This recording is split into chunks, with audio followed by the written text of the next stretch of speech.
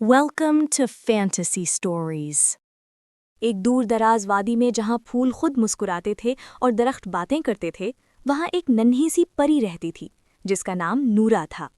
नूरा के पर चमकते हुए थे जैसे सुबह की पहली किरण, और उसकी आंखों में हमदर्दी और मोहब्बत भरी हुई थी। नूरा बाकी परियों से मुख्तलिफ थी क्योंकि वो सिर्फ जादू नहीं बल्कि दिलों को समझने का हुनर रखती थी।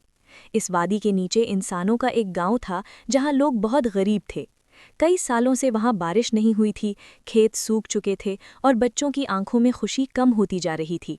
नूरा रोज ऊपर से ये सब देखती और उसका दिल दुख से भर जाता। परियों की मलका ने सख्ती से मना किया था कि इंसानों की दुनिया में मुदाखलत नहीं करनी, लेकिन नूरा का दिल ये मानने को तैयार न था। एक रात जब चांद पूरा था, नूरा ने खामोशी से अपनी छड़ी उठाई और गांव की तरफ उड़ गई। वो एक बूढ़ी औरत के घर के पास रुकी जो दुआ कर रही थी। नूरा ने पहली बार महसूस किया कि असल जादू दुआ में होता है। उसने आसमान की तरफ देखा और अपनी सारी ताकत इस जमीन को देने का फैसला किया। अचानक बादल जमा होने लगे, ठंडी हवा चली और जोरदार बारिश शुरू हो गई। गांव के लोग खुशी से बाहर निकल आए। बच्चों ने बारिश में नाचना शुरू कर दिया और सूठी जमीन जिंदगी से भर गई। लेकिन इस जादू की कीमत थी। नूरा के पर अपनी चमक खोने लगे और वो जमीन पर आ गिरी। सुबह होने तक वो एक आम लड़की बन चुकी थी।